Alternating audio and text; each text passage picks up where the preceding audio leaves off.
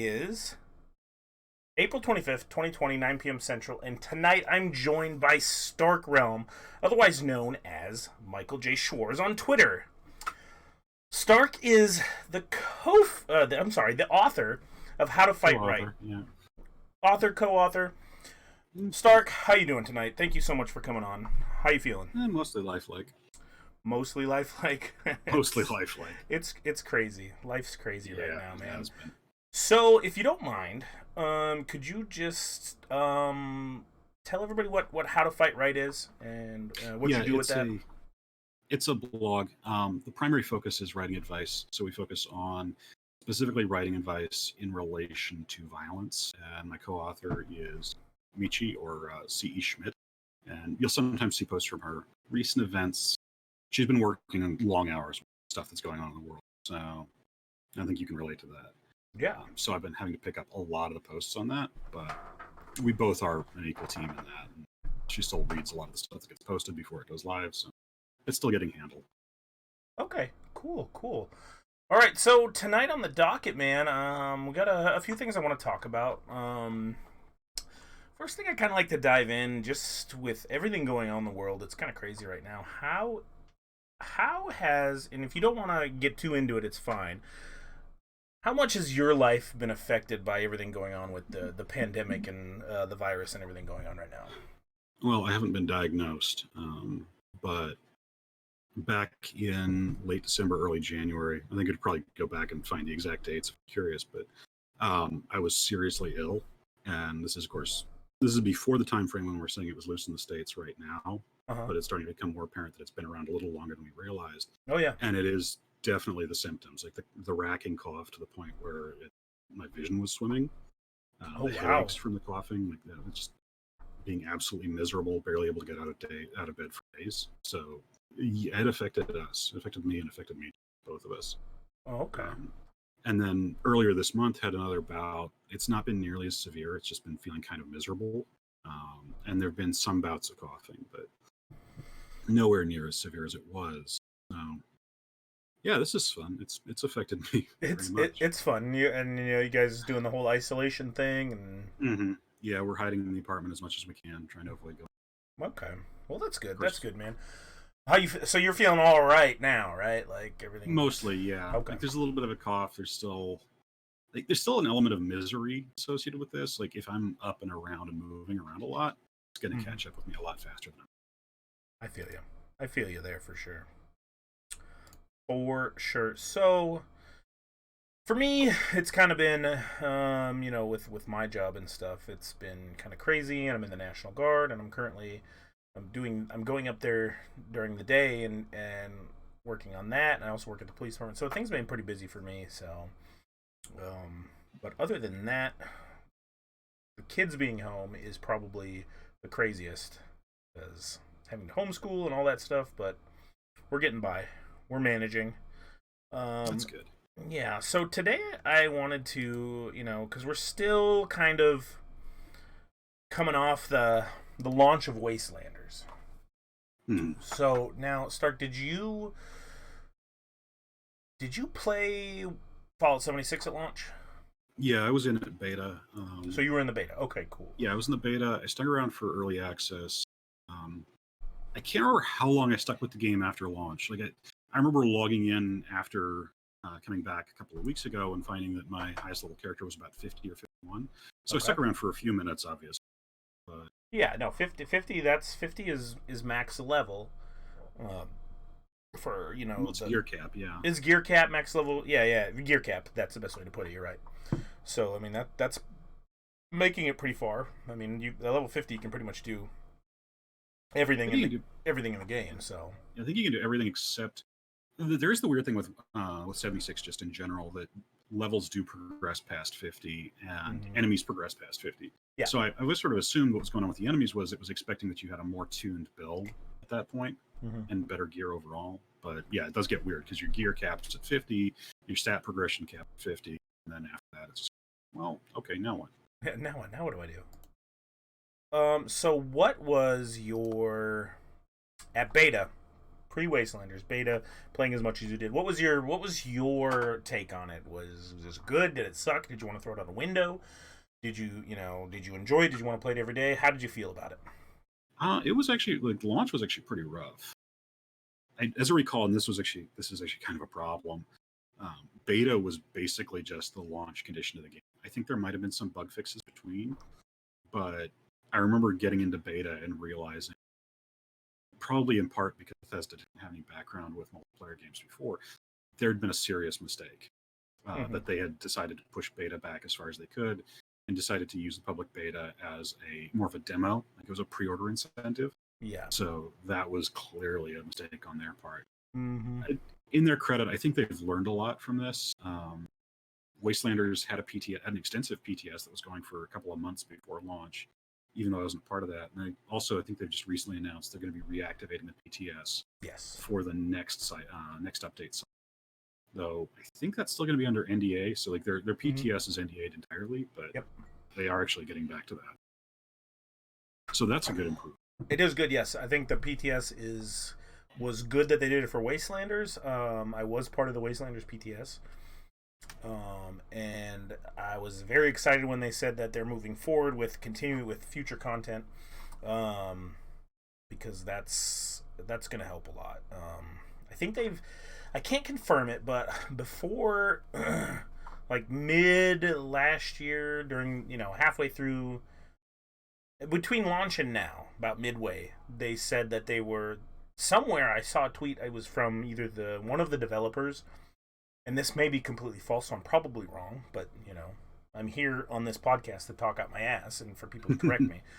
I heard that they actually were getting help from the guys at ZeniMax Online. I'm not 100% sure. Yeah, no, they were. Okay, that was confirmed even back before launch. Okay, that ZOS was being consulted, or at least individuals in ZOS were being consulted for use. Yeah, so in 76's launch, and I think that has helped them get to the point where they're at now, and we're gonna get to Wastelanders, but so they consulted them and got, because let's face it, they're at the entire Bethesda umbrella. ZeniMax Online, they know how to do MMOs. Mm-hmm. We can both agree on that. Yeah. So I think consulting them was a good call, because we can see a lot of different things now that's in the game that came from ZOS. Fallout First. Especially that. Fallout First, ESO Plus. That is such an incentive. Craft Bag, or in Fallout, the scrap box. Same thing. Yeah, I do. Okay, so I do actually worry a little bit with the scrap box, because in ESO, having a shit ton of crafting mats in your inventory is just inconvenient. It's unfortunate. It's like, oh, hey, I've got all this alchemy here that I can't do anything with. Mm-hmm. That's just space that's lost. Whereas in Fallout, or specifically in 76, your junk tab is actually volatile. You die with this stuff in your inventory, it's going to be left there on the floor, and then you got to go get it. Either looted by another player, or I don't know if it's a bug or if it's intentional, but in some cases actually looted by NPCs. So we'll touch on that, because I had tweeted about that the other day. But you tweeted about the weapons, or you tweeted on the junk? Well, I tweeted on the weapons.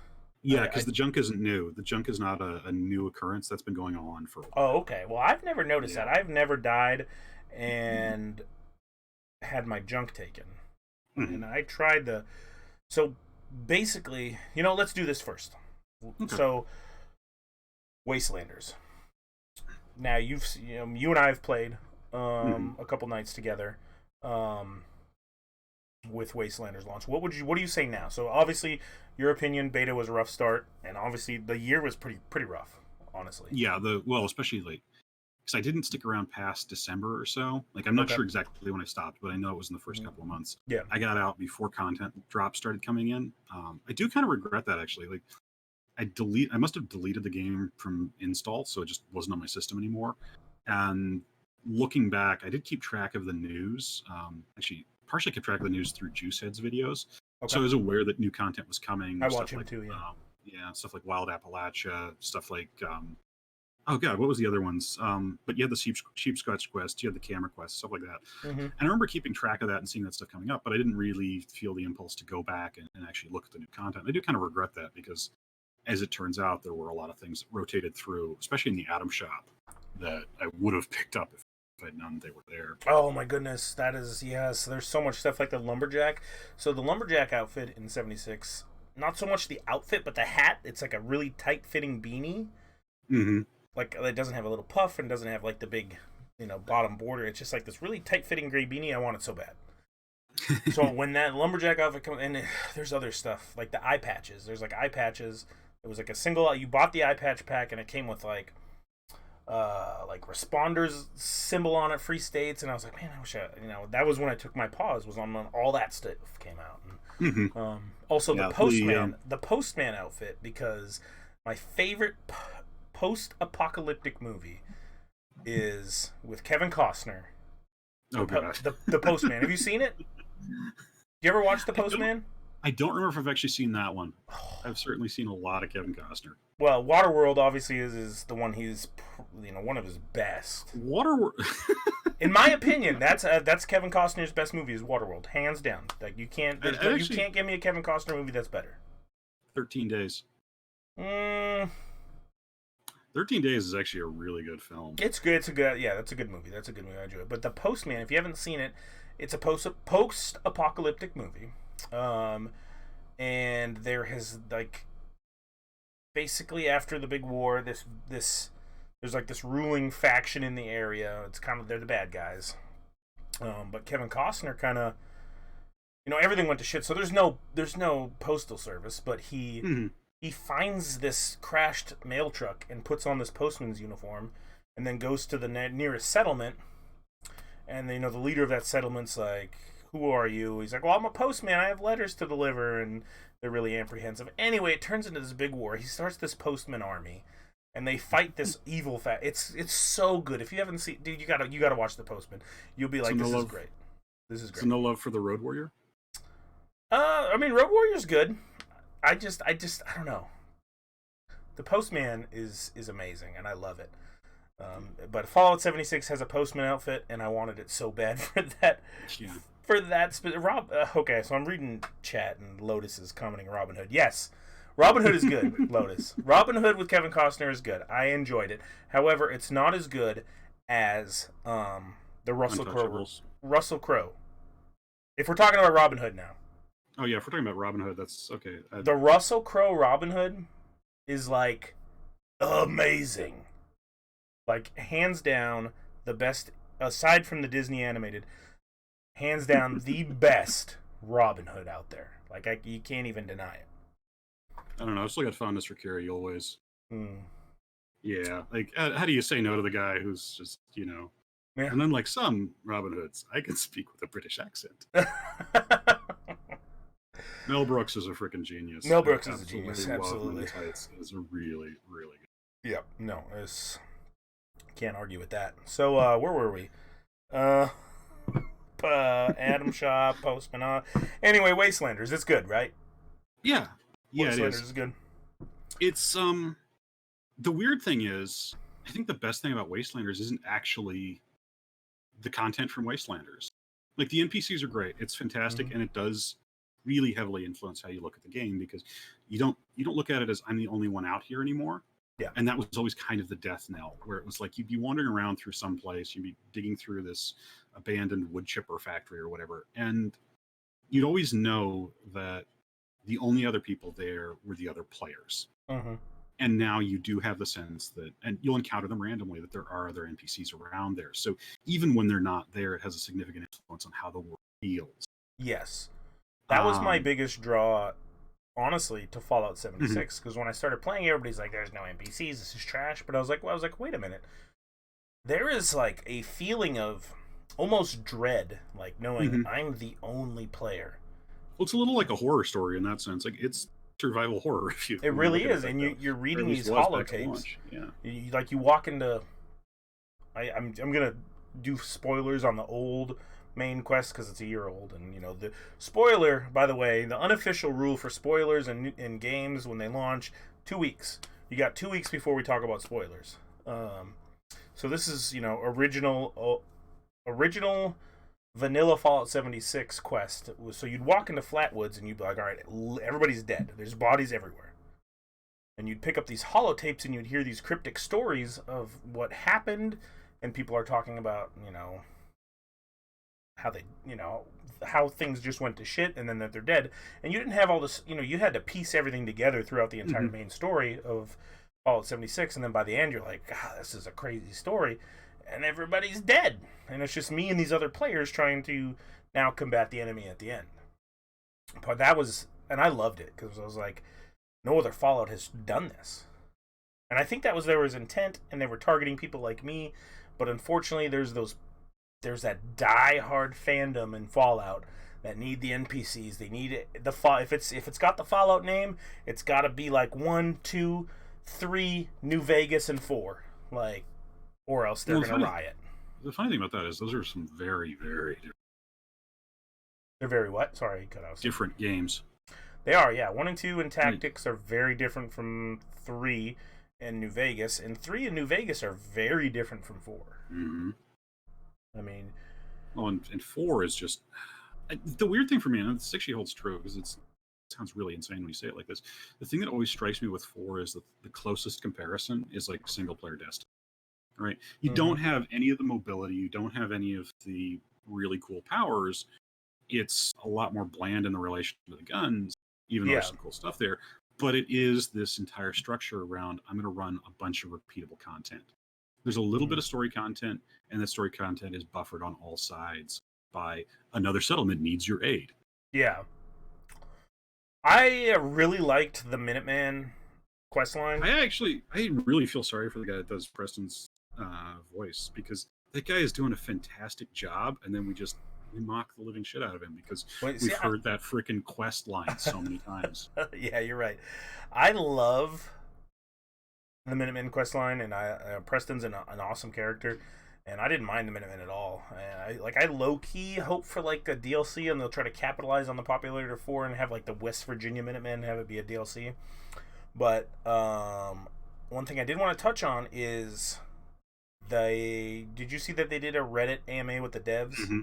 Yeah, I did. And so one of the questions was, someone asked, is there going to be, are we going to see the Enclave or Brotherhood or both in future DLCs? And they responded by basically saying, let me just say that the Brotherhood is watching the wasteland of West Virginia very closely. And that told me that they have a Brotherhood DLC, or they're going to enter the West Coast Brotherhood into Fallout 76 soon. Yeah. And so far as that goes, right now there wouldn't be any others, right? Like the Midwestern Brotherhood dates to 2167 or so, or 2177. Yeah. So we're not going to see the Midwestern. They don't exist yet. Yeah. The East Coast Brotherhood that you're familiar with from Fallout 3 won't exist until... forget the exact timeline on that, but that's also like sometime 2280s. Mm-hmm. So there's a significant time jump before we'll see either of those loose. I mean, plus with 76, we obviously saw a retcon to the lore, because there was no, or we didn't know about the West Virginia chapter of the Brotherhood, and it actually that gets to something else that's coming out of the original game, ironically. So the original game, there's a thing where you're running around in the hub, and you can get into a dialogue with somebody who used to run with a group called the Atomic Brotherhood. And if you're sitting there going like, who is this faction? Yeah, we've never heard anything else about them. And when people actually pushed for info from Brian Fargo and Tim Kaine, what came back was basically this idea that there are a bunch of factions in the world of Fallout that existed at one time or another. Okay. And then, they'd rise up, and then a lot of them would sort of die off. So you've got this group, the Atomic Brotherhood, that's actually a lot like the Brotherhood of Steel, or a lot like the Atom Cats, but just didn't manage to stick around at all. And of course, it's probably the end game for the Atom Cats too. Like, I don't see a huge future for them. No, me either. No. Years later, like, it's a couple of guys that are enjoying screwing around, but they're not really numerous enough to survive. Yeah. Yeah. And the Brotherhood. The only thing that bugs me with the Brotherhood in 76 is that they're the Brotherhood. because Yeah, there's but a they had a real pretty good explanation as to why they were the Brotherhood. no, not their presence, Uh-huh. the name, That they because there's a called real themselves the Brotherhood of Steel as yeah, they well. called themselves the Brotherhood of Steel this early Well, I mean, I because think part of it you could attribute to, and this is just my opinion, and if you disagree, that's totally cool. Is, I mean, so Lieutenant Taggarty, she was obviously an Mhm. Army Ranger. Before yeah, that was that, so her and her well, unit. that was the entirety of them too. Like you know the backstory with them, right? What Taggarty's Thunder? No, the Brotherhood, like Oh the yeah, actual yeah, they backstory for the were Brotherhood itself. the Yeah, like the backstory of like the Brotherhood in their hmm entirety. Were they all yeah. Rangers? Because that I don't know. I don't remember if they were all, but they were all part of the same unit. Like they were specifically tasked as To security guard for a Mariposa, right? yeah, the Mariposa Research Facility. Mm-hmm. So at that point, if it was a mixed unit of special forces and normal infantry, that'd be a little strange, but Yeah. possible. But again, the structure there was they survived. They survived the initial attack, and then they traveled up to an old command bunker that had apparently not been activated Yeah. and settled down there and then built their forces. The thing that bugs me about this is so Fallout 1 is I think 2267 or sorry, yeah, 2167. It's about 80 years after the bombs drop. Okay. And by that point the Brotherhood has sort of turned into this techno cult. Like the version we actually see when we get into Fallout is the result of about 4 generations separate from the war of people who were raised in the society, and the veneration technology has gone from this is practical hardware that they're using to this is technology that they don't fully understand but they worship. Yeah. There's a real sort of canticle of Leibowitz. And the idea that they'd sort of immediately pick up this very monastic name as early as 25 years after strikes me as a little off. It's not like, oh, this is some horrible war break. Like they could have started doing that immediately. That could have just been the decision that they made right from the front. But it feels a little cheap given where they end up. Okay, You so know? I see what you're getting. So you're just Yeah. saying the name Brotherhood of Steel being adopted so early on is kind of Strikes me as crazy a because little at the odd. point Yeah. when they took over, because they They took over Bunker. Was it not Bunker?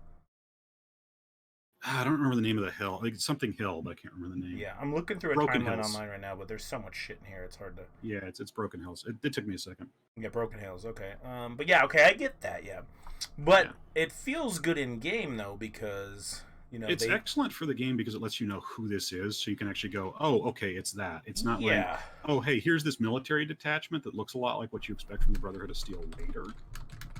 And so it's definitely there for name recognition. yeah for sure. It's just weird because when we're looking at Fallout as a established setting, a lot of the stuff that we actually focused on is starting over 80 years after the bombs drop. Yeah. And so the world that exists then has significant change from the world that existed before the bombs. Yeah. Yeah.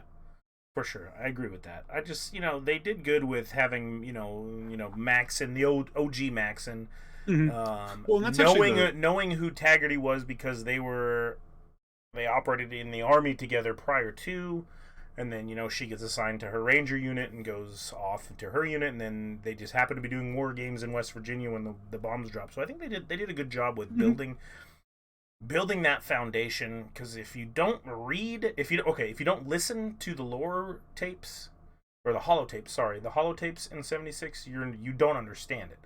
Yeah. But you listen to the holotapes, you're like, oh, this makes sense. They know each other from the past. There might have been a intimate relationship at some point in their past, in their military past together, and now they just happen to. I mean, this is a bit far fetched. I'll admit their radio transmissions happen to connect at some point from California to West Virginia after the apocalypse. Yeah, which only makes sense if they're using SATCOM tech anyway. And if they are, then okay, cool, that works. Which would make sense because the satellites were unaffected. It does bug me. Oh man, how far out are we from Wastelanders launch? It's only been 10 days. Yeah. It bugs me. I'm not going to go into it right now. Okay. Okay. No, it's you all know what I'm good. talking about, though. Yeah. So, what do you think? Have you done any of the quest in Wastelanders right now? I've been working through So I'd started working through the Settlers or Raiders? Wayward. Yeah, Wayward. No, Wayward. I was working through the Wayward quest line. I haven't actually done anything with either of these major settlements. Okay. Because I was doing that, and I was like, okay, well, I'm just going to go back and do the stuff I was doing before. Yeah. Some of which bolstered by the private servers, because that actually is a game changer. Yes. I never touched the workshops when I was playing originally because I just didn't want to get into PvP with people. Yeah, because that's an easy way to get PvP, because they'll come try to take your workshop, and it's a shit show. And well, especially back then, like I remember, I think the only player kills I've had in 76 have been accidentally killing overly aggressive players at workshops. Yeah. Like I'd just be coming through, I didn't realize they were holding it in the middle of a defense. It's like, oh, hey, monsters are attacking, I'll help. And then they start trying to kill me, and it's like, okay, well, I'll kill them back. And it's like, oh, oops. Oops. So that was, I'm sorry, I didn't mean to murder you and take your workshop. But that was the structure with the game, where it was like, that really didn't work for me. And private servers are just great for that. It's like, oh, hey, now I can take these workshops. And you don't got to worry about anything. Yeah, no, exactly. Nobody's going to come in here and be a dick about it. And it's been really good with Kyle. We can all jump in like Kyle's private world and just have all these different workshops. And a lot of people, I don't think a lot of people know the potential of workshops. Like the ammo depot, you can just manufacture ammo. You can go to the food depot and have food manufactured for you. Like, it's crazy. Yeah, like at launch, that was the best. Especially the ammo dump was like, it was one of the best resources in the game. And I get their intent. I get their intent at launch. They wanted us to fight each other and do all that stuff. But I think it was Pete Hines, one of them, Pete Hines or Todd Howard. They were like, our intent was for you guys to fight each other and be each other's NPCs, but everybody just ended up helping each other, and it didn't work. Yeah. So, which is kind of reassuring. Like, the intention was to have something like DayZ, and that's not what they got. So I'm happy with that. But what I do like is they did admit to their faults. They realized that they probably should have waited. And in my opinion, and this is, we'll close out the Wastelanders talk here with, I think, in my opinion, they should have waited until last week to launch the game, period. If they would have launched the game as they did with Wastelanders, it would have been a completely different reception. Yeah, if Wastelanders was the launch point. At the same time, I don't think saying they could wait would have worked, because it may have never came to came to fruition. Wastelanders is the product of them learning from their mistakes and actually being willing to admit that and you're right, things that didn't work. They may have, if they would have waited this long, they could have scrapped the idea altogether, and we would have never got it. Pretty much, yeah. Yeah. That said, it is a much smoother experience now, even just on a technical level. Like, this is one of my problems when I was playing the game originally, was just horrible frame rate. And it's been buttery smooth almost all the time of playing back. So it's like, there have been some massive. Oh, they did some behind the scenes stuff, because I've never, performance in the game for me has never been the same. Like, it is so much better. It's really good. It's crazy. So let's shift gears. We can safely say 76 is in a better spot today than it was last year. It's a very good game now. Would you say it did a 180? Yeah, okay. I would. Would you recommend anybody who's watching or watches the replay, would you recommend them picking it up? Yeah, I've already been recommending people to take a look. And especially if you've got the game already, take another look. At this point, like, if your Bethesda account's linked with Steam, you got it on Steam for free. But seriously, if you already have the game, absolutely take a look. If you don't, it's definitely going to be worth the money now. Cool. Awesome. So let's get into some Elder Scrolls Online. Have you been playing the Greymoor PTS? I've been on the PTS, actually, probably about 8-10 hours this week. The PTS isn't NDA'd, right? You can stream that. No, it's not. You can stream it. There's no. Okay. This is the first time we've done that too. I think because Somerset was NDA'd. Somerset. Well, Morrowind was NDA'd hard. Somerset was NDA'd, not as hard, and Elsewhere PTS wasn't NDA'd at all. Wasn't it? Okay. I don't think Elsewhere was. I thought Elsewhere was still NDA'd for at least for the quest content. Maybe, yeah. But I think Greymoor, this is the loosest. Yeah, there's no NDA that I'm aware of for this. So what's your? Because I haven't been on the PTS, I haven't played ESO in a while. What's your thoughts about what's coming in Greymoor with just anything? Overall, generally pretty excited, which is nice, because I remember with Elsewhere, it's like everybody else was losing their gourd about necromancers, and I'm just kind of like, okay, I've tried them at max level, they're kind of cool, but I'm not really excited. And then we have the world's largest cat box. Oh look, flying lizards. These guys were a pain in the ass in Skyrim. Let's bring Yeah. that back. I, in credit to Rich, like the dragons are amazing, but Mhm. it didn't. Elsewhere didn't give me anything that it was really exciting to me. It wasn't Yeah. until Southern Elsewhere where it was like, okay, so here's some environments that really excited me and got me. This is cool. We're back in Skyrim. It looks amazing. So it looks We've good. got it does. It really Awesome. does. And some of that might just be it's getting warmer outside and here's this frigid environment to run around in, but Yeah. it is really nice to see City of Solitude and see this part of Skyrim. Even if I didn't spend much time there in the base game, in the actual TES5, Yeah. spent more of my time further east. Actually. Okay. So, vampires. They got a Vampires. rework. Obviously, that's the hype. Mm-hmm. I was in Vegas. We got. We didn't get to really see much of the rework. What we saw in Vegas was what everybody saw during the live stream. Mm-hmm. At least for me, for the majority of us, we didn't get any sneak peeks or anything like that. Or we just kind of were like, hey, and they told us, this is what we got. This is what's coming. Well, where do you feel Vampire's sitting now compared to what it was on before? live or on PTS? PTS right now. PTS compared to live. Compare the two. How does PTS hold up to what it used to be? Okay, so on live, vampires are just kind of a buff set. Right? You pick up vampirism, you push it to tier 3, you forget that you're at tier 3 and accidentally let it lapse to tier 4, and then you never think about it again because you're doing this for, I think it's the Undeath passive, but it's massive damage resistance as you get closer and closer to low health. And legitimately, that's actually a passive that will let you survive hits that should kill you in some cases. Yeah. You take it for the passive that gives you plus 10% recovery to mag and stam because plus 10% recovery for free. This is something that's actually been a problem with vampires and werewolves at one time or another because back at launch, werewolves had a free plus 15% stam recovery buff that was just always active. You always had it. So if you're, I think I remember that. Yeah, it was fixed back in like 1.5. So back then, if your character didn't need to be a vampire, it was like, okay, make your character werewolf, even if you're never going to slot it. And I think with 1.5, they changed it so you had to have the alt slotted to get that buff, which, okay, cool, fair, that works. But that's the state of the vampire right now. It's like, unless your character needs to be a werewolf for some reason, and it probably does not, you should be a vampire. So everybody's got vampires just for that recovery buff, and then you get the. I'm a vampire. I'm a vampire in my Magplar for the the Magicka. Is it regen? Yeah, it's mag regen. Yeah. Yeah. So that's all on my Magplar. He's an Imperial, but he's a vampire just for that because obviously as an Imperial running a Magplar is if anybody who plays meta would look at me and be like, hey, you're dumb. Why are you running an Imperial in a Mag class? Okay, anybody that does that isn't really paying attention, like just straight up, because it's that's the hate I get. Like if when I go into a dungeon, like man.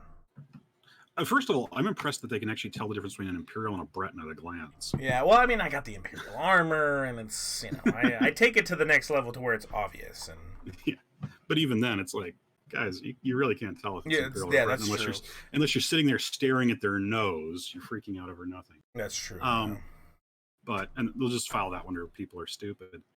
Well, that's true. Yes, I mean, you're absolutely so far as right. it goes, like even with an Imperial, like you're still gonna be using your stam on a mag build to run, to dodge roll, to not die. Well, plus they got a Imperials, if I'm not mistaken.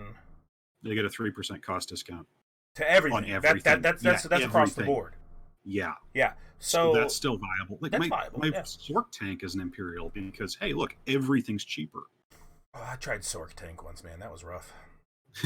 Once you get the hang of them, they're fun. Yeah. Like they're weird and loopy, but they're so much fun. They're my favorite. So, go ahead. And then you get the extra health because you're going to take hits. Oh yeah, of course. Even under the best circumstances, you're going to have to spec into health somehow. Might as well do it with your race and just get it over with there. Just get done. So yeah, people who freak out about your racial pick, unless it's like they're specifically trying to do, time trial runs, like they're specifically working towards score attack. Yeah, it doesn't matter. It really doesn't. You're going to get value out of pretty much anything, unless you're deliberately not, right? Yeah. Like, okay, you made a Redguard mag build that doesn't use any weapon skills. Yeah, that was dumb. Don't do that. Yeah, don't do that. But most of the time, especially stuff like Imperial or Breton or even some of the other races, including stuff like Redguard, you're going to get value out of them somehow when you're running them. So there's a lot of overreaction on that. But this is getting off the point, right? Like we're talking about this in relation to Imperial. Oh, it's all good. The point of this podcast is to get off the point, man. I love rambling. It's the best part. But so vampires. So that's the vampires that exist now. Okay. The vampires that exist on PTS are nothing like that. Okay. Is there a benefit for like is there a benefit if you go Stam branch or Mag branch now? There's no okay. So there's either no benefit or almost no benefit to a Stam build vampire right now in PTS. Really? Right. So here's the major difference. So you're pigeonholed into going Mag if you want to be pretty much vampire. If you want to be a vampire, and I guess that makes like all of your abilities are magical, so it does. It makes sense. Yeah, that's. Sometimes some movies you see vampires, with the claws. Oh, we've had vampires in TES games that were Stam focused. Yeah. Like when you go back to Morrowind, you actually had 3 clan picks. You had a stealth one, you had a melee one, and you had a mag one. That's right. Yeah, there was the 3 different vampire clans you could join in Morrowind. It was like Quar clan, the current set in Burn, and then I forget what the other one was. I don't remember the other one. All 3 of them are actually in ESO. Yes, no, yeah. Morrowind has a good Easter egg. Yeah. Well, obviously Morrowind, because that's what we're talking about. Well, it wasn't just an Easter egg. Like we had 2 of the clans actually as enemy types in areas, and then we had the founder of one of the clans. And she hadn't been turned yet. Yeah, she'd just been infected. Oh yeah, that's right. Yeah. Yeah, because you get dialogue with her. She'd just been infected. What's actually funny is they screwed that one up a little bit. When it was on PTS originally, she was a dark elf, and the character in Morrowind in the original TES 3, and then eventually when ESO Morrowind launched, is an Imperial. So they accidentally made her a dark elf to start with, which she ends up being an Imperial. She was an Imperial in Morrowind, right? Mm-hmm, yeah, like the character's 3. Supposed to be an Imperial. Yeah, in Test 3. Yeah. So okay. I'm glad they caught that before launch. They caught that, but it does create a really amusing situation where you've got an Imperial that's actually got a dark elf accent. I didn't notice in the launch version of the game. Yeah, she's part of the main quest for Morrowind. Run it and all, you'll see her. It's hilarious. But vampires in Greymoor are pretty much vampires in Greymoor are focused on their own skill line. Okay. And that's the reason it's mag focused. They have their own spammable, and that's, as far as I can tell, always mag scaling. If there's a way to get it to Stam scale, I can't find it. The way it's set up right now, the morphs convert it to an additional magicka effect or convert it to a health cost. Okay. So that's set up there. They still have the drain, but it's been reworked. It's more of a really focused heal. They still have mist form. It's been tweaked a little bit, but the biggest change is just that now it's a toggle instead of it being... It's still a fragile toggle, so it still behaves basically the way mist form does now, but instead of it being... You activate it and it's active for, I think it's 6 seconds on live. You activate it and it just ticks down over time from your magicka pool. So you're able to stay in mist form longer then? Yeah, you are. Okay. I think it should actually be cheaper than it is on live also, but that's going to get into a different discussion in a second. Yeah. Beyond that, there's a blood buff ability that gives you a fairly significant buff to weapon and spell damage. So in theory, there's a way to use this for Stam, but it massively buffs your outgoing damage. Trade-off is you can no longer self-heal, or you can no longer heal. You can still self-heal, but nobody else can help you, and you lose health over time. That ability will not kill you, but it will drain you hard. Gotcha. I think I might be forgetting one active ability in all of it. Oh, yeah, I am. There's also a conal CC ability. Stuns enemies who are actually looking at you. So their direction matters. So they have to be looking at you to be stunned. They have to be looking at you. It's front conal. Okay. If they're looking at you, they get stunned. If they're not looking at you, they don't know anything just happened. That's and then, of course, we've got it's kind of cool. It's also got a really neat interaction. So there's a system where if you're in stage 4 now, merchants are like, get away from me, vampire, and all that. If you stun them with that ability, because you can use it without provoking combat, like it's not considered assault, use that on an NPC, you can then talk to them. So you hypnotize, so they're looking at you, they see you as a horrible monster, you hypnotize them, and then you can talk to them.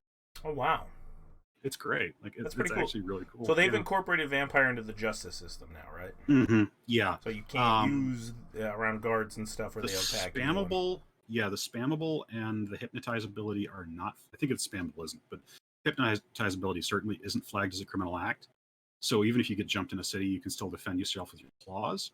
But your blood buff, your mist form, and your drain are all considered criminal acts. And of course, transforming into a vampire lord is hell. Okay, cool. So vampire is completely different now. Yeah, and the other major thing is your stages are. So part of it is your default stage is 1 as opposed to 4, and if you go above 1, you'll tick back towards it. So it's backwards. Mm-hmm. Okay. Backwards from every other, backwards from Skyrim and Oblivion, and then also backwards from what we had until recently. Okay, cool. There's actually a lore justification in the new version of the tutorial. So there's a new version of the vampire tutorial when you get infected and you run through the quest line with LeMay. That actually explains that. Yeah, your stages are backwards from everybody. Okay, cool. So the new vampire tutorial is different as well. Yeah, it's been changed so you actually get walked through all 6 abilities. Oh, well, that's good. Yeah, so it's not like, oh yeah, go down there and feed upon them, and it's like, okay, well, what do? You just go down there and kill everybody. And it's like, that's cool. Did I use vampire power? No, but you're still a vampire. Enjoy. Oh, yeah, because before it was just willy nilly. It just didn't matter how you killed them. Just go down. Yeah, now it actually goes, like, okay, try this ability. Not try this ability. Not try this one. And it's trying to get you to specifically get a feel for each one. It's also got a one-hit kill system attached to them. So it's like, try your spammable, and you do, and it's a one-hit kill, even though would have it hitting for like 40,000. Okay. So it walks you through it and says, okay, try each of these abilities to get a feel for what they do, and gets you through the process. Well, so yeah, cool. It's a lot more streamlined and focused on actually telling you what your abilities are than what the version we have on live is. Okay. The other big difference, though, in the stage. Hello? Are you there? My internet shit.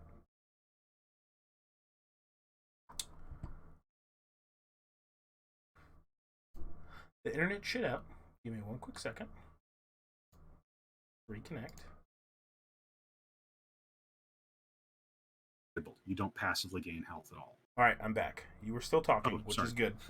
Yeah, you're still talking, which is good. My internet cut out for a minute. Oh shit. We're good. It came right back like immediately. But okay, cool. So probably want to walk back through this a little bit. I was going through stages. Did you get that? Or? Yeah, we started at stages. I think we're back on Twitter now, which is good. It was kind of flawless. That was weird. My internet cut out so quick like that. It's been weird for the last couple of weeks. Yeah, that's all right. It was that was the shortest my internet has ever cut out. It was literally like, I heard you stop talking. I looked. I saw it. It was disconnected, and now we're back. So that'll be good for the YouTube upload. It was literally just me. Hello, are you there? Oh, there you are. Okay, good. Yeah. But yeah, you were going through the stages. I can't remember where it cut out though. Okay, so stage 1 is minor buffs, debuffs, and they simply scale up as you progress through stages linearly. Okay. Stage 1 is minus 10% health recovery.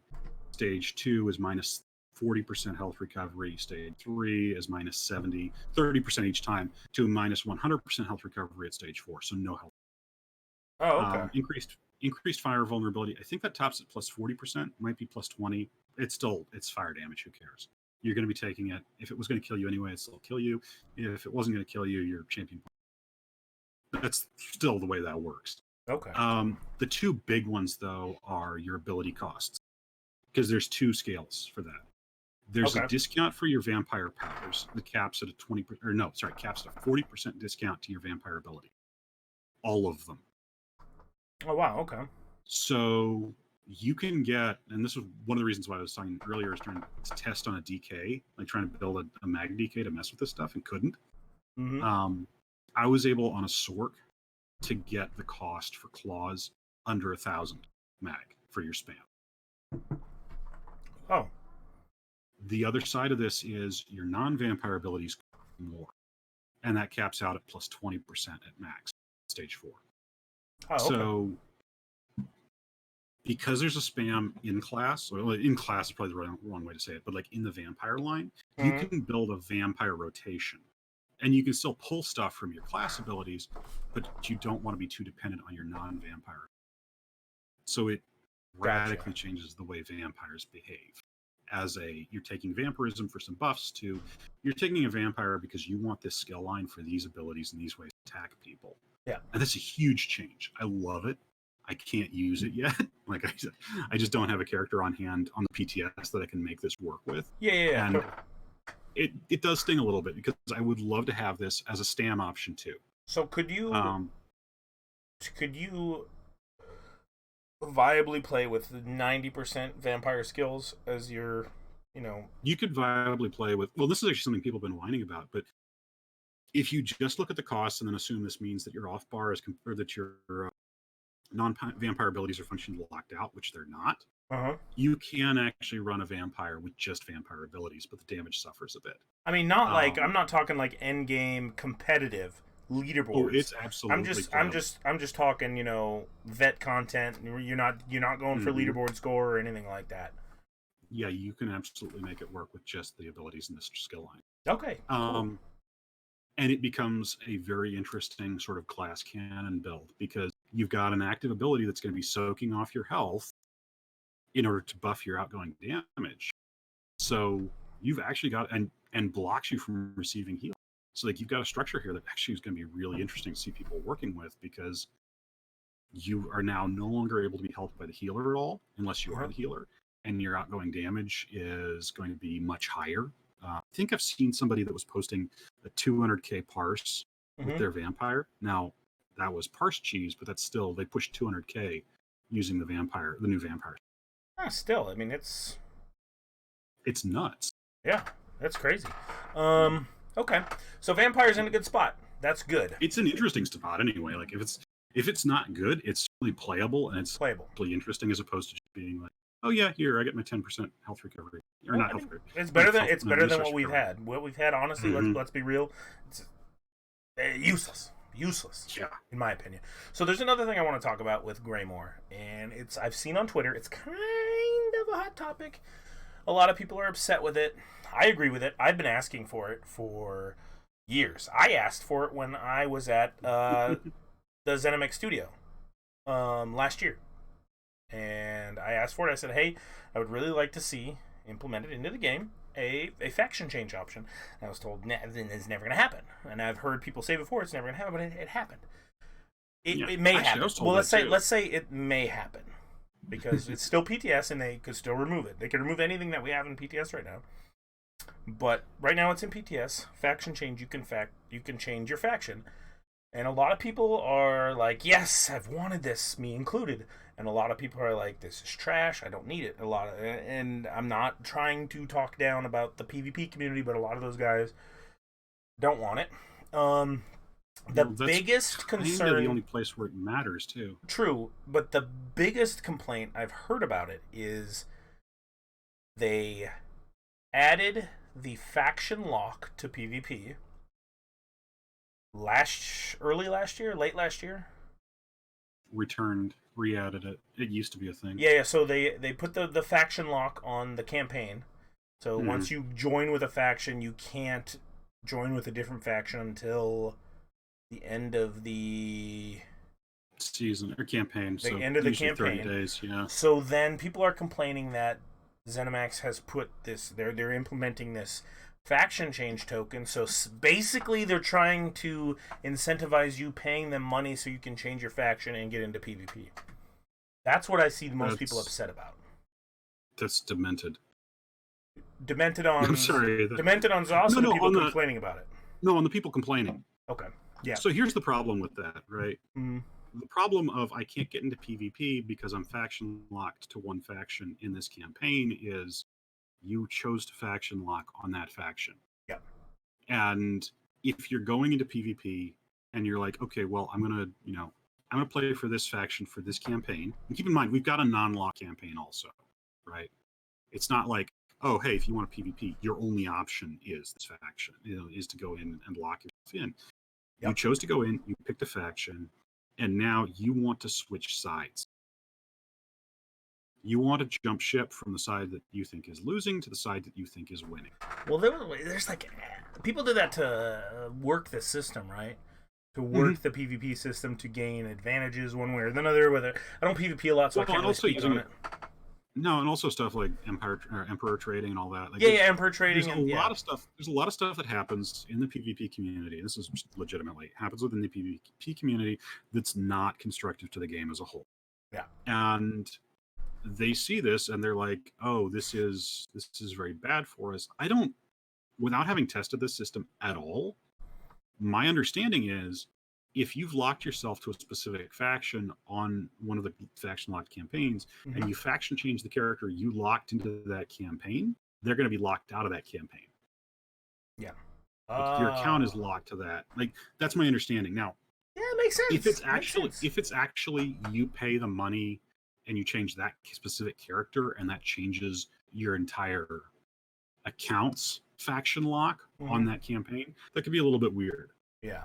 No, I get and that. I think a little bit weird is what I've seen so far coming back out of the Alliance change token. Okay.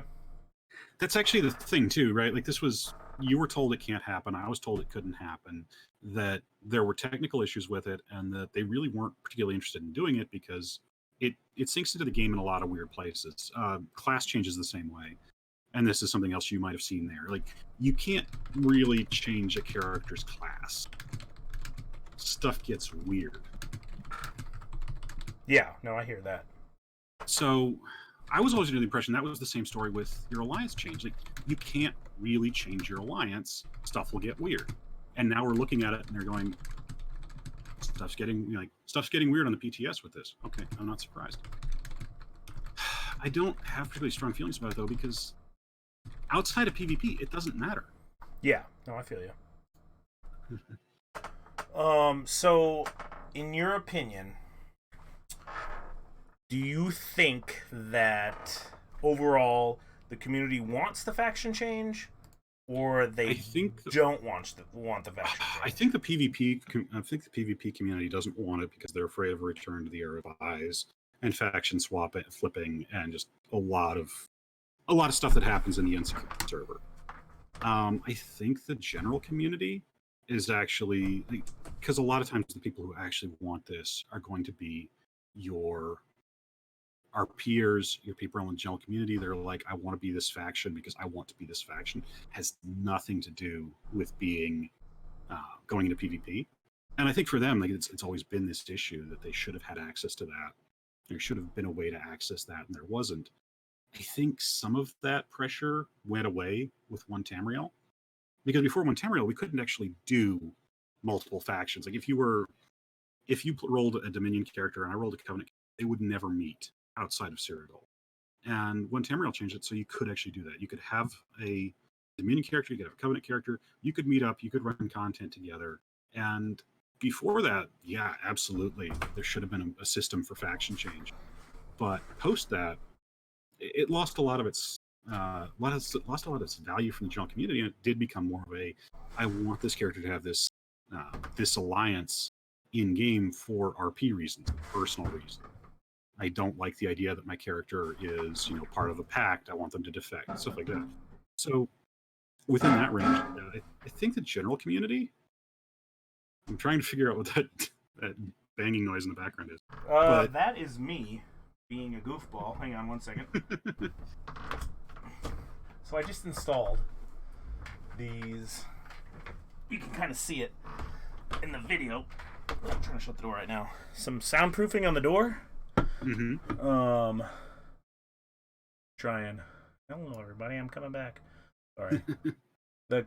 So this is a queen mattress topper, I guess, on my door. I don't know if you can see it, Stark. I can't, but anyway, for those that are watching, so I basically insulated my closet door with these mattress toppers to help with the sound going out and coming in, so people can't hear us in here rambling that live in my house, and vice versa, because I have kids that go act crazy outside the door and things like that. But yeah, that was the noise you heard was my mini fridge, me grabbing a beer, and me trying to shut these doors again. So But you don't think Mission partially you accomplished. think it's a small group of people then that are going to be upset if they are upset? I think for PvP it's a small group. I think for Okay. PvE it's a lot of people that have wanted this, and especially after Me One included. Tamriel. Me included. Yeah, especially after One Tamriel, like it's still a much smaller group than it would have been. Because back then Okay. it was like if you want to work together, and then the example I gave while you were fighting Mini Fridge was if you want to work together, and it's before One Tamriel, and you've got a Dominion character and somebody else's Covenant, you can't meet, Okay. you can't interact. And of course, One Tamriel changed that, so it's like, okay, well now you actually go to the same zones, you can actually interact, you can do stuff together.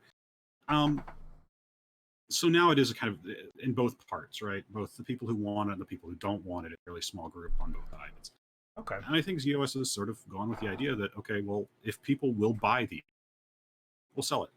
Yeah, I mean, I'll buy it. It doesn't bother me. I'll buy it, but I'll buy a lot of things. And I've been called a shill in the past. All the whole nine I've been yards. called But it's worse like, than that. Yeah. but I mean, look, it's the bottom line. Like, it's something I enjoy. Like, I'll pay money. I like 76. I'll throw money at that too. Anyway, let's recap the night. So, 76. Oh, there are two other things actually. I just realized we hadn't hit at all. What's that? If you want, on the PTS, Okay. we've got the Mythic system. Hold on? Do you have time? Because we're at 55 minutes. If you got time, we can go over the hour. I don't care. Okay, let's go over the hour because there's two other things that are actually really cool on there. All right, hit me. Let's go. The first one's the Mythic system. Okay. And these are, you played Destiny ever? I played it for about 3 hours on what's that Google streaming thing that they tried? Oh, Stadia. Stadia. Yeah. I haven't heard shit about that. If they throw you one early. Yeah, no, it's okay. So I played it on Stadia. It was fun. Anyway, go ahead. Yeah, they had a concept called exotics, where it was like you have 2 exotic slots total, right? Like Okay. You've got about 8 slots for weapons and armor, but you can only put in one armor piece of one armor exotic and one weapon exotic. ESO's mythics are a lot like that. You can only have one mythic equipped at a time. So it's like, did you ever play World of Warcraft? No. Okay, so World of Warcraft has, World of Warcraft has a legendary item system, and you could only have one legendary equipped at a time. Yeah. Because their gear was like, there was common, which was gray, uncommon was green, rare was blue, epic was purple, and then there was the legendary, which was orange. And you could only have one legendary equipped, I think 1 or 2. Correct me if I'm wrong, anybody who watches this. But you could only have one, and that was it. That was the only one. So that sounds like what the Mythic is going to be. You can only have one Mythic equipped. Also sounds like the color scheme, too, because the Mythics are orange. They've actually got a full orange border, too. So it's like they really pop when you look at the item card. Okay, cool. They pop when you look at them in the inventory. It's great. They look really good. That's cool. Are they beneficial? Anything you've seen? Are they So will they help certain classes? I'm not sure about classes, specific builds, yeah. And they're even the ones where I'm not sure if it's useful, they're interesting. So sort of the least interesting one we've got is it's a ring of the Wild Hunt, plus 45 movement speed out of combat, plus 15% in. Okay. And it's on a swift ring, so you're already getting an extra 6% move speed anyway. So that's kind of, okay, not great. There's a ring that applies plus 25% damage, but you cannot crit damage. Okay. So it increases your flat damage by 25%, which is huge, but you also can no longer crit. There's a pair of boots where you cannot sprint in combat anymore, but you're also, anytime you're hit with a snare or I think it's just a snare or an immobilize that you can CC out of, or you can cancel out of, you're actually immune to those. Oh, cool. So you can't be snared, you can't be immobilized. So it's a give or you can take. still be stunned. Yeah, and you can still immobilize or stun yourself with something that, like if you use immovable or if you use the Iron Blood set, like those still apply to you even if you're wearing these boots. But like if somebody's, okay, I'm going to put acid spray out, or not acid spray, the bombard out, so you can't move, you just laugh it off and keep going, but you can't sprint. Okay, cool. There's a pair of gloves, and this is actually one of the craziest ones because it's a pin-up item. It gives you plus 150 to weapon and spell damage. No, it's just spell damage. 150 spell damage each time you kill somebody, but also increases your damage taken by 2%, and this stacks 20 times. Oh, wow. Yeah. That So, won't get nerfed. well, think about it though. If you spin that puppy up, you're taking 40% extra damage. Yeah. And at least right now, if you die, you lose your stacks. Oh, okay. If you die, if you stealth, you lose your stacks also. So like, there's a couple of ways you can lose your stacks on that. You gotta be careful with it. There's a heavy chest that will restore. I think this one I'm a little fuzzy on, but it's like it restores magicka for getting attacked from a marked target. You can move the mark around, but you can't have multiple marks out. You move it by bashing somebody. So there is actually some really interesting stuff here. Okay. I don't remember there's one other. So how do you get them? They're out of the antiquities system. So you have to do the antiquities to get that. Mm-hmm. Now antiquities is just more than just items, right? Yeah, it's a lot of stuff. Antiquities starts slow too. It's a little hard to gauge on PTS because it's a system where it's like you can tell it's going to take about 4 or 5 weeks before people really start coming to grips with what's in there. Mm-hmm. Right now, what we can find easily are treasure items. So it's just like the stuff you get from doing your thievery, but the items have a little bit more of a archaeological flavor to them. Okay. So you can pull those out and chuck them around and vendor them. Like that's the primary purpose. There's furnishings in there. I think you mentioned you've seen some of that. Yeah, so I saw J Hart Ellis. Shout out to J Hart Ellis. If y'all don't follow him on Twitch, you need to go follow him. Great guy. Follow him here on Twitter too. He tweeted out a picture of a statue. I think it was a statue furnishing item from the antiquity system, and it was Mori House. For anyone who, if you know who he is, that's like pre-Empire lore. Mori House was one of the founding fathers, I will say, of what we know as Imperials in the Empire now. He was basically, I guess the best way to put it, Alessia's right-hand man, I guess. I think they were intimate, maybe. Mm-hmm. And yeah, but he was instrumental, along with her and Pelena Whitestrake, in forging what we know as the Imperial race and the empires of men to come after them. Anyway, it was a statue of him. It was amazing. I'm assuming it's super rare. What was the rarity on it? Did you see? I didn't see. I couldn't see. I need to go back through his Twitter and look at it. But I think it was just like a plain no UI screenshot of him because Okay, yeah. Yeah, he likes to wear the bullhead, the Minotaur helm. The Minotaur helm. That's kind of his shtick. And so, him finding a bust of more, it was just him standing next to it, so I didn't really see much as far as UI is concerned. But it looked amazing, and I saw another person tweet. I tried my ass off the last 3 days to find the tweet again, but there is a statue of Saint Alessia, which is obtainable through the antiquity system, and I've been crying about that on Twitter for the last 2.5 years that we need an Alessia statue, because the saints of the TES universe are they're not spoken about and they're really underrated. Usually the divines take the forefront, but the saints never get a whole lot of love. Yeah, you kind of run across them in lore, but that's about it. Yeah, I'd say you run across them in lore, but there's a lot of good saints.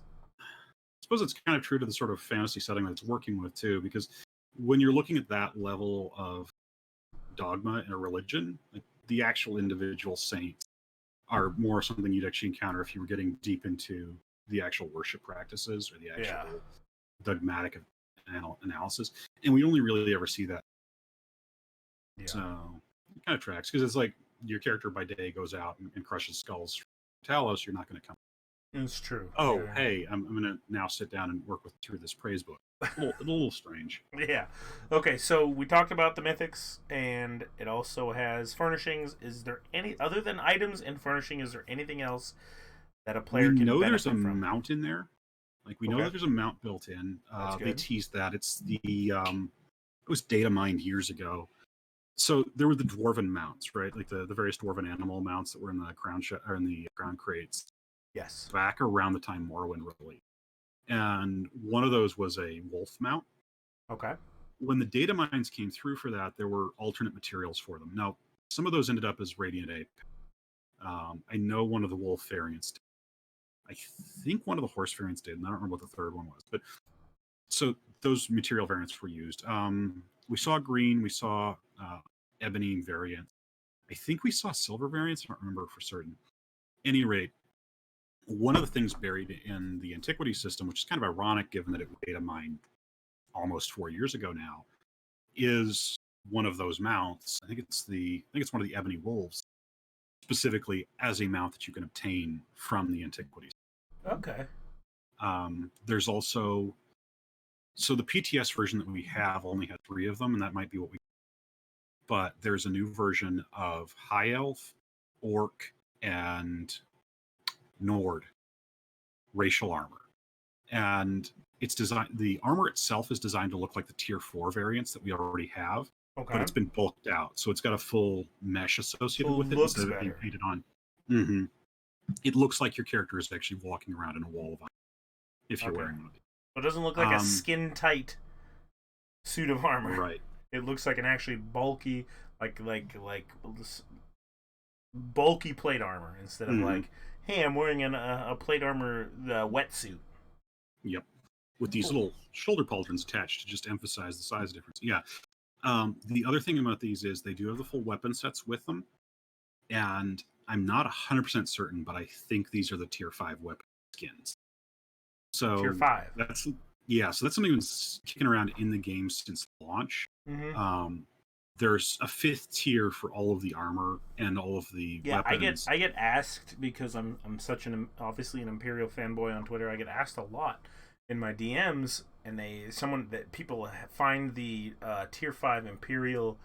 I think the most prominent that they can find online is the tier 5 whatever the tier 5 Imperial staff looks like. And people always ask me, they're like, where does this come from? I'm like, yo, that's not in the game. I don't know where you're finding this, but I'm pretty sure it's the tier 5. Yeah, I know where they're getting it. They're getting it off of some weapon racks. So it'll be like at most a CP140 item, and it's going to be white or gray rarity usually, but it'll have the skin for the tier 5. Oh, okay. The one I'm really looking forward to seeing again is tier 5 Imperial Dagger. As far as I know, the only time we ever got access to this was when the outfit system first hit PTS. Because when it did, it was bugged and the tier 5 daggers were visible. The Imperial tier 5 has the color for the hilt actually goes up the side of the gutter. So it goes up the blade. It looks spectacular. And there's no place to get that one in game legitimately that I know. Okay. But I'm not 100% certain with these because, again, we don't usually have good examples of them that we can just pull up and check. But I think the weapons attached to these ancestral armor variants are actually the tier 5 weapon. Okay. The Nord 2-hander looks a lot like the Draugr 2-hander, except clean. And the Draugr weapon is based on the tier 5. Yeah. Same thing with the bow, but again, it's kind of hard to tell for certain. Yeah. So I'm really excited about that. Those look absolutely spectacular. So is it grindy? Is Antiquities grindy? Seems to be a little bit, yeah. But is it engaging enough to where you can overlook how grindy it is, but you're still engaged? Seems to be. So right now the system has 2 mini games, and that's probably what we're gonna run with live when it actually gets out. There's a scry system, which is kind of a match pattern game where you're trying to clear a path to various points on the map, on the scrying tablet. And the more successes you have, the fewer false sites you'll have on your map until, if you find paths to all of them, you get the specific dig site you want. Then you go there and you look around for the mound of dirt. And when you find that, there's actually an excavation mini. The scrying game is actually pretty cool, just straight up like that. It's not exceptionally difficult. It's visual. It could use a little bit more visual love, but it's not. That's not a damning accusation. Like it's actually pretty good. It plays pretty well. And if there's a gripe, it's actually that you can't play enough of it. Gotcha. Because once you get into the hang of it, it's actually kind of fun, but it's very short. The excavation, I don't know if it's just the tools we have aren't clearly explained, but it's a little bit less engaging. That said, every time you're going to be running one of these things, like if you're trying to grind it out, you're going to be doing one, then the other, and then switching back and forth. So it's not going to be grindy in the sense that I'm just doing the same thing repetitively forever. It actually forces you to switch back. So I think that will help some of the monotony. I'm not sure how well the excavation game will. Okay. Well, it sounds fun. That sounds exciting. I've been looking for a new type of mini game. I don't want to say that. Just a new mechanic for me to catch, because what I do is I quest.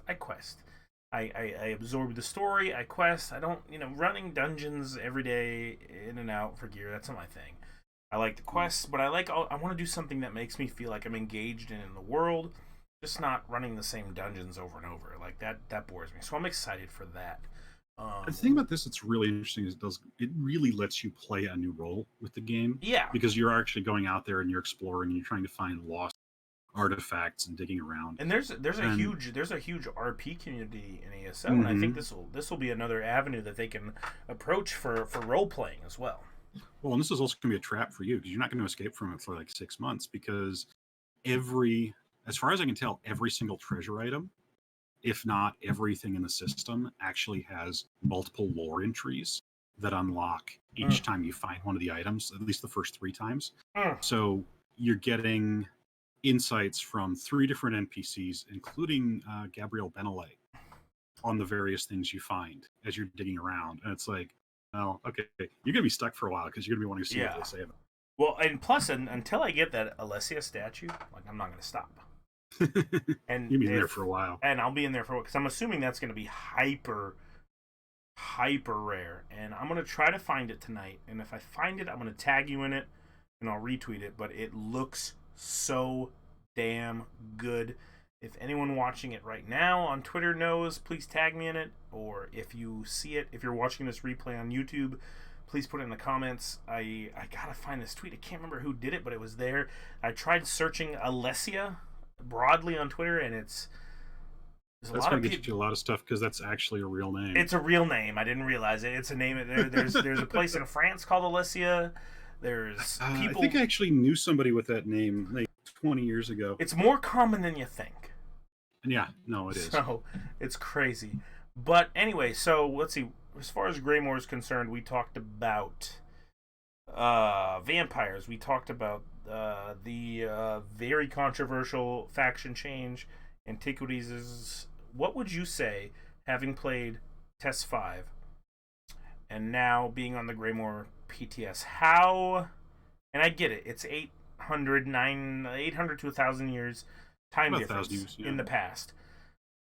But how do you think, as someone who's never played Elder Scrolls Online but is a diehard TES 5 fan, do you think they could come into Greymoor and still feel comfortable and feel welcome into what they're used to playing? That's a hard one, because fundamentally, ESO is a very different game from fundamentally, but visually. Like visually, like if I come into Greymoor and I know, like the Kilcreath, right? Where the Statue of Meridia is. There. That's Mount Kilcreath. Mount Kilcreath overlooking Dragonbridge to Solitude. Is it familiar? It looks okay. So here's the weird thing about it, right? The visuals are much cleaner and much fresher. Like, it's just higher detail work to begin. It's a better engine. Yeah, and also Skyrim came out 9 years ago. Yeah, actually, it was 9 years. Yeah. So at least base game Skyrim's textures are not great. Even special edition. Well, yeah, I think special edition's still using they're using the same textures, they're using the higher res. Yeah. But it's still it has shown its age. For sure. And with the Elder Scrolls, of the single player game, the visual spectacle has always been on stuff that was doing that nobody else could do at the time. Not it looks incredibly sharp. Because you stop and you think about it, like, realize Skyrim came out 4 years after Crisis. Crisis still looks much better. Yeah. So within that context, the thing I actually worry about a little bit would be if somebody coming in straight from Skyrim to Elder Scrolls, because everything looks cleaner, because it looks smoother, because the texture detail is finer, that they would think it looked cheaper. Yeah. No, I got which you. is I get you there. Which is, yeah. What And that's I always don't... this thing too. Go ahead. Oh, sorry. It's always this thing with the way ESO's art style, because I absolutely adore it, but it is a much cleaner aesthetic than the single player games. It is. And I worry. I do actually worry sometimes with Elder Scrolls Online that people do look at the graphic style and then sort of step back and go, well, that looks cheap, as opposed to it actually looks really good, but I can see how they say it would look cheap, though. Yeah, exactly. I can see it. But here's my thing: like, how does Skyrim look the way it does, but Fallout 76, using the same engine, Creation Kit, looks exponentially better? Like, is that just a texture thing, or? Some of it is. Some of it's an asset thing. 76 looks almost identical to Fallout 4, except it's got a better mise-en-scène. Like, it actually does. It's got a better aesthetic. So when you look at Fallout 4, I think 76 is way better than Fallout 4. Yeah, but look at the individual elements in the image. Instead of looking at it as the whole, right? That's what I'm saying when I say in the mise-en-scène. Like, the staging, the environment, the way it's put together, and the visuals that come away from 76 look much better. The picture as a whole is better. But when you actually scrutinize in on the individual parts, it's exactly on par with Fallout 4. This is what happens when you take the art assets from Fallout 4, you add some others that look roughly consistent, and then you hand them to a team that already spent years working with it, has been improving, and you push their render budgets a bit. Now, did you mod for Fallout 4? I think we talked about this. Right? Yeah, I have. I don't. I think I've got some. Yeah, I've got some that's actually published, but for the most part, I didn't publish much for Fallout 4. But you understand Creation Kit and the modding scene and all that other stuff. So I don't mean to get away from you. So we're going this direction. Do you feel? Because now it's on my mind, and I don't want to lose this thought. Do you think Fallout 76 will allow modding to the extent that Fallout 4 has modding? I think no, but what do you think? Having as modded a business decision, no. As a business decision, not at all. So one major thing that's just a stumbling block is script extender. Okay. There is, I could be wrong about this. I'd like to be wrong about this, but I do not see Bethesda ever signing off on letting players run a script extender injected 76 EXE ever for any reason. Yeah, that'd be crazy. That's one where it's like I could not imagine them doing that. And I think, unfortunately, I don't think they'll ever really allow extensive modding in general because of the Atom Shop.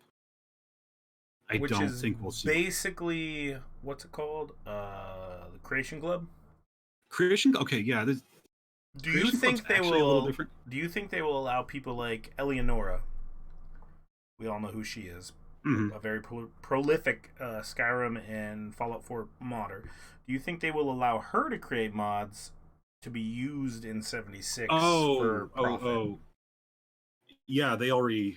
Okay, this one I'm not 100% certain of because I haven't spent time scrutinizing them, but I'm pretty sure there's some Creation Club assets that were ported over into 76. I don't know what the relationship with the modders looks like, to whether they were compensated for that or not. That would be curious to know if they were compensated. But there are a couple of assets I've seen in 76 where it's like, I'm certain this came out of the Creation Club build for that. Because there's a lot of brilliant people. Like Creation Club got a lot of fucking flack when it came out. Oh man, this is a little bit of a rabbit hole, but so. That's what this podcast is about, man. It started with the Skyrim mods, the Skyrim paid mods on Steam. And so I'm going to piss off people with this. I actually liked that program. There were some really big problems with that program, and one of them was one of the guys that was brought in up front. They vetted people, they pulled him in, and it was like, okay, we're going to use you as one of the people we're going to launch this with. And what does he do immediately? He makes a fishing mod. That's fine. And he uses stuff from a community resource pack without permission, and is charging people for those resource assets, those animation assets. And you can't, you really cannot do that. So that was bad press from the beginning. And the guy who was doing the spell extender list was almost as bad because he put a freaking ad in his base version of the mod, his free version of the mod, saying, "Oh yeah, no, go buy the version on Steam." That was also a really terrible opening view, Yeah, and of people reasonably flipped the fuck out. course. And it really hurts me too, because when that system was first set up, right, the paid mods system first went in, I don't remember the exact number, but the actual royalties that modders would get were just bonkers high. It was something like 30 or 40% if you crossed a $200 threshold. Now, if you ever work in a position where you're trying to get, residuals for anything that you produce, when you're using somebody else's IP, you will never see numbers that high. It's like, Yeah, oh, you can have 5%. Now screw off. Like, it was a really, really good deal for the modders. And the community went fucking nuclear. of course. And accusations of modders being greedy, accusation of modders selling out, not helped because there were some legitimate controversies with a couple of people who did some really stupid stuff up front with their mods. And it didn't look good. It didn't step forward with the best foot to start with. And the community was just like, oh man, the community got fucking vile about it. Got crazy. So Bethesda steps back and says, but we can still make a lot of money with this. And they go and they launch Creation Club. I don't have anything against Creation Club itself. Like, I think, much like with the ESO Crown Store, a lot of stuff in there is overpriced for what you're getting. But I think that's actually a decision you can make individually. Yeah, that's it. I mean, I have bought from Creation Club, and that's I've just got me. a couple of things too. That's me personally, because I was like, I would really like this in Fallout 4. I can't find it on the Nexus. I will pay the money here. So on the whole, like the Creation Club system that we have today, like, I don't have anything against it. It just does sadden me because it came out of this place where Bethesda started with something that was way, way more appealing. Like, they were talking about when the paid mods first popped up, there were a lot of teams that were like, well, I can't, this includes me. I couldn't afford to be spending that much time modding Skyrim, even though I've got a couple of, like, you can find them on the Nexus. I've got published mods. I have enough published mods and downloads that they actually put me in a specific category for established modders. So I've got access to the mod forums too, the modding forums too. And I was looking at this like, oh, hey, if I can sell this stuff, then I can absolutely justify, I'm not going to do something else. I'm not going to take like the 200 hours it takes to actually put some of this stuff together. I can put this stuff together. I can sell it to you and I can make a living on it. And then the community's like, no, you're being greedy. Like, what the hell? You should do it for the love of the what? No, I can't make money at it this way. So that specific structure really bugged me, especially how the community reacted. That makes sense. But so what we ended up with was the Creation Club is basically contract work for modders, and that's great. Like, that's actually still great. It's not as fantastic as the paid mod system was, especially not for the modders. But when we're looking at 76, like, can they pull stuff from it? I think they have. I think they've pulled assets from that, and I don't know if people like Eleonora are getting compensated for the stuff that came out of the Creation Club and then went into 76. I hope they are. I hope they are too, because yeah, that's the case. They need to be, but who knows? Yeah. Now, there is something really important about the way it works under the. There's an inherent limitation to the amount of files Fallout 4, and actually all of the games using that game Byro fork can load simultaneously. Without Script Extender, if you exceed 256 files total, it pukes. It does not know what to do with that. Creation Club files actually get loaded in on a different setup. They're a different file type to begin with. So you can actually run those without actually, in theory, you can run those without chewing up your load order limitation. Okay. In practice, it's still counting towards the file format setting. I've never run a load order so heavy that I exceeded FF. Like, that's, once it gets past FF, I don't know what happens now. It's supposed to keep going, but I have no idea. No idea. I don't think 76 will ever allow that modding that got with these, like those two file sorts. I don't think they'll ever let us load them in. It'll be more of like mods, or as we call them in ESO, add-ons. Yeah, and add-ons Maybe already more like exist. add-ons. We already have those. You Yeah, can go yeah. to Like Nexus there's and pick like up the perk 76. Like loadout those two. one. Mhm. There's a couple other Well, and ones. we're getting that. That's actually getting back into the game directly, isn't it? Like we're actually going to have perk loadouts that we can save and reconfigure That's coming on the soon. go, I think. Yes. Yeah, Yeah. I The don't know what AMA they've done. in the AMA they confirmed the other day that perk Yeah. loadouts are coming to 76 and respecking is coming to 76 because respecking is a freaking nightmare right now. Yeah, I know. You have to move literally 1 point at a time.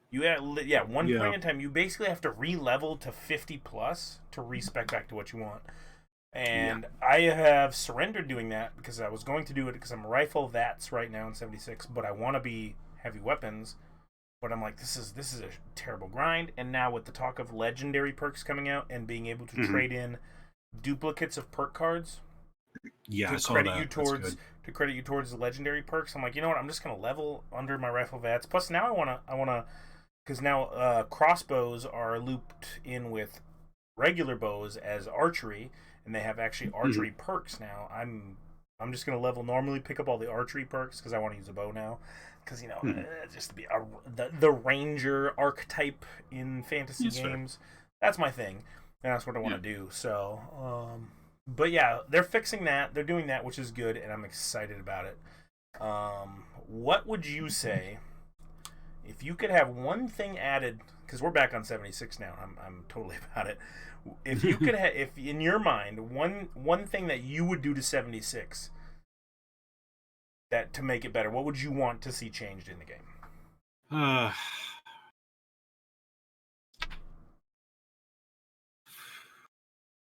It's got to be something with the perk card system. Like, I don't know exactly what.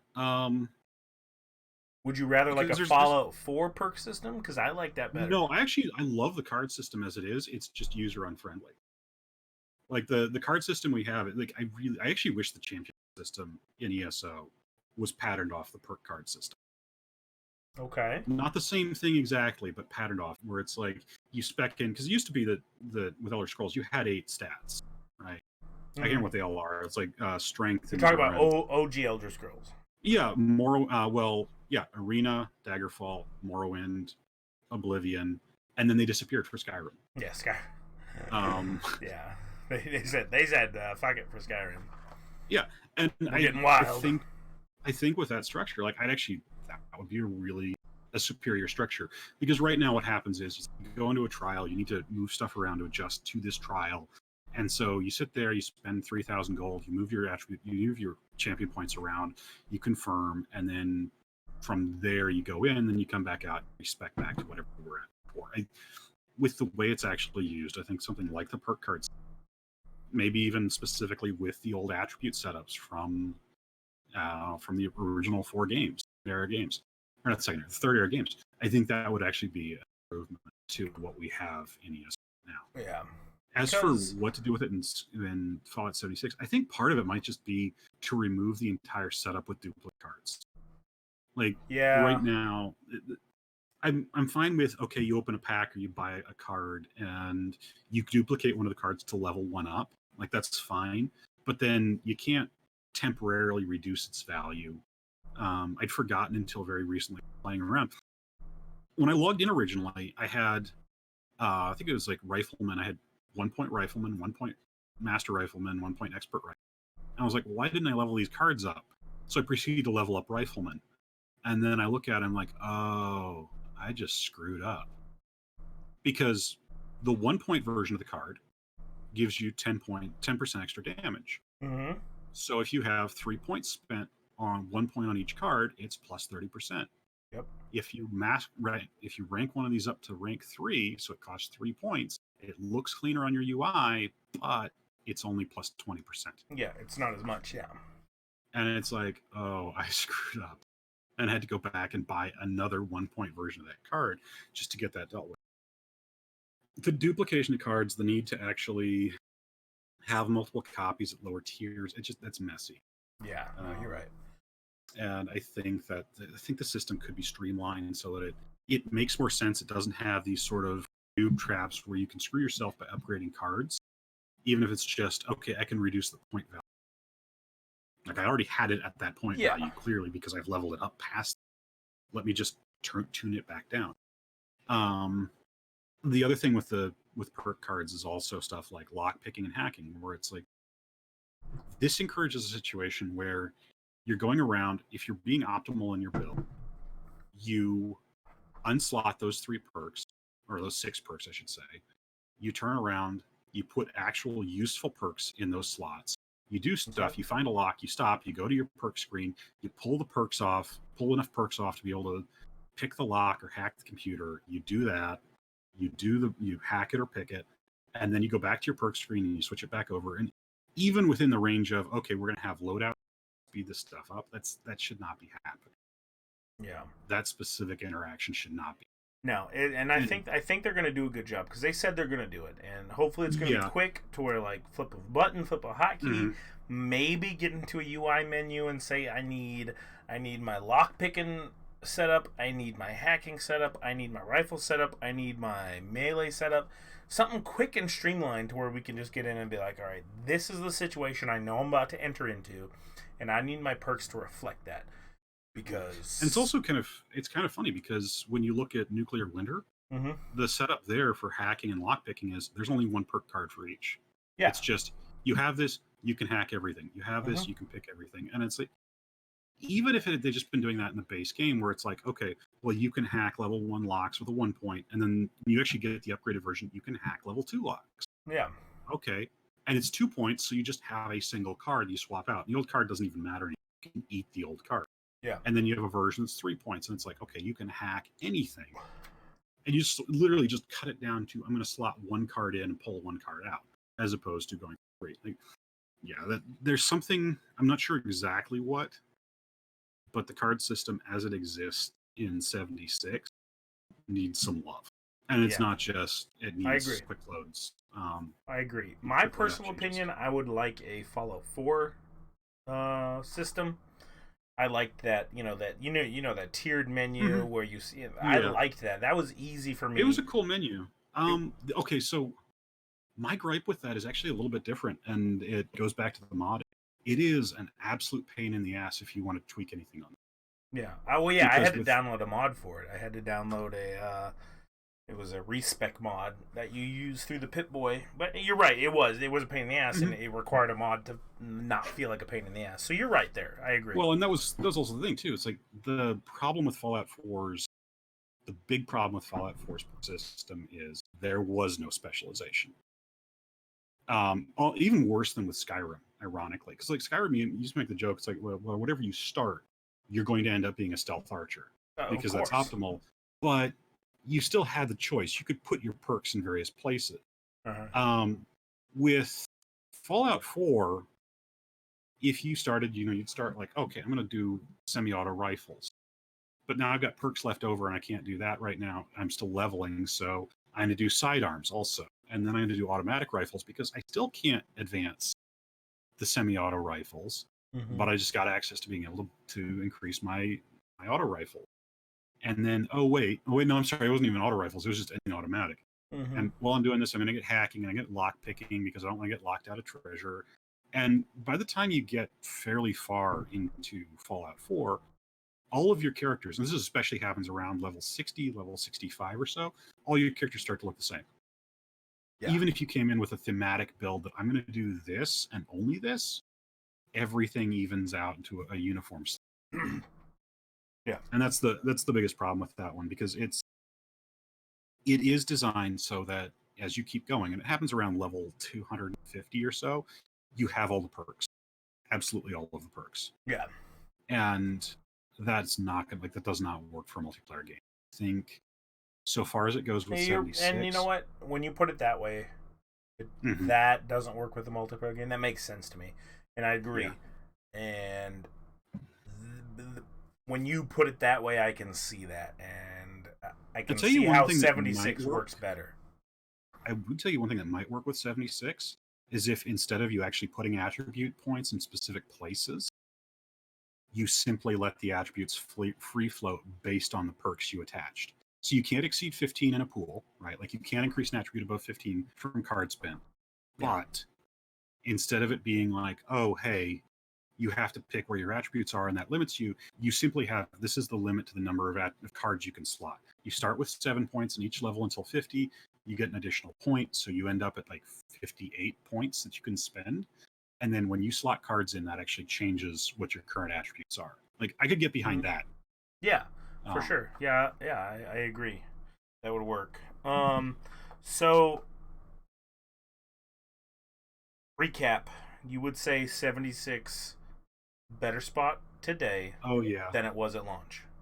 I can point something out with this. Like, I'm griping about the skill system, right? It's a very, very small niche portion of the game where it's like, this is the problem that needs to be addressed. We're deep in the weeds right now. Like, we're griping about stuff that doesn't. It's not like, oh, hey, the game is fundamentally broken. I would have said that back at launch. Like, back at launch, there's a fundamental problem with the entire game loop, which is not there anymore. And some of that, I worry a little bit, is the change with Fallout First, where it's like, okay, I plant my survival tent down and then just crunch all of my junk right now, so I don't have to worry about hauling it around. I don't have to wait. That has an effect, but on the whole, it's actually really good. Yeah. So, like, poking at it, this is not a fundamental game flaw. Is it worth it? Yeah, it is. If you're on the fence or you're not a real fan, not real fan, but not a significant fan of this kind of survival game or this survival shooter, it might be worth waiting for a sale. It's certainly not something where it's like, oh, I need to jump in and buy the $60 version, but even at $40, it's a pretty good deal. But in Wastelanders, you get Wastelanders included. Yeah. So it's worth the money. Yeah, it's worth the money. The $60 version has the Raider Settler bundle stuck in. Like, those are I paid extra. Cool. I paid extra for that, but I have those, but they're cool. They're fun toys, but you don't need them. Yeah. No, but they're good. So, so 76, yes, has the Stark seal of approval. ESO. Yeah. Elder Scrolls Online. People who have been on the fence since launch, never played it. If you never played it from start, jump in right now. Just get the cheap version. You can get when it's on sale for $10, and even when it's not, it's $20. Even if you're just buying the base game, there's a lot of game there. But there are the people who are avid, because a lot of the community right now, and I'm talking about the test community, not just the ESO community, just the test community as a whole. A lot of the people started with Skyrim because Oblivion and Morrowind and Daggerfall and Arena, that's a niche community, but like Skyrim is kind of when the majority of the people got involved. Would you say to those people who are diehard Skyrim fans but have always looked at ESO like, that's not something I want to touch, having been on the PTS, having played ESO for as long as you have, you are in my book one of the OGs, one of the veterans of ESO. Would you recommend to a new player who, and by new player I mean someone who loves TES but never touched ESO, loves Skyrim, would you say they could jump in and enjoy it? Yeah. The only thing about this that's important for them to understand is it's not the exact same experience. And that's the difference between, it is actually the core difference between 76 and ESO. 76 is the exact core game loop from Fallout 4, tweaked slightly. Like, it's not just, it's running on the same engine, but it's the same basic structure. There's differences, like your gear deteriorates, but it's still it's a first-person environment. It's actually running on the same engine. ESO is not the same engine. It's not, oh, I'm just going to go in there and slap things with a board. And you know this. You've done this. Of course. It's much more focused on how your class ends up working, especially early on. And as you progress through it, learning new systems and expanding your game.